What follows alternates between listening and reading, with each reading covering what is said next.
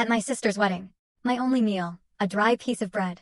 My mother sneered, "That's all you deserve." Can you imagine being handed a single, dry piece of bread at a lavish, five-star wedding?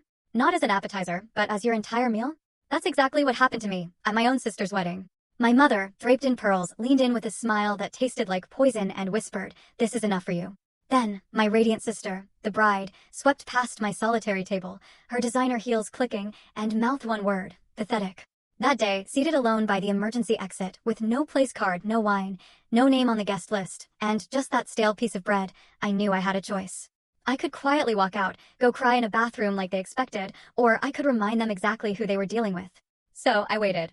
Through the endless ceremony, through the fake speeches about love and unity. And when the mic was finally passed around, I stood up. Calmly. I looked at the crowd, at my mother, at my sister, and I said, "Let's watch something special, shall we?" The lights dimmed. The screen lit up. And with one click, everything began to crumble. What played wasn't just a video. It was a confession. A betrayal. A secret they thought I'd never, ever discover. My sister's hands started shaking. My mother gasped, a sharp intake of breath. The groom froze, his face utterly blank. The guests stared, a sea of bewildered faces. And in those next 3 minutes, everything changed. You might think this is just another family drama. But no. This is the raw, unvarnished truth behind a perfect wedding. This is what happens when the quiet one finally decides not to stay quiet anymore. Stay with me, because this isn't about simple revenge. This is about justice, and it's only just getting started. My name is Iris Whitmore.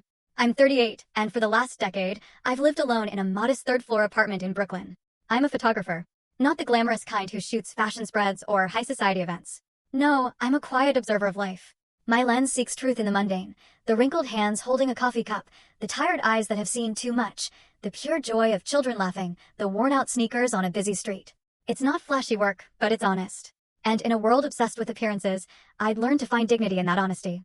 I rarely spoke about my family. Not because of some screaming match or dramatic estrangement, but because silence was often far more bearable than the judgment I knew all too well. That afternoon, just days before the wedding, I sat in my small studio, editing a portrait of an elderly couple who'd been married for 50 years. The soft winter light spilled through my window, but my mind drifted.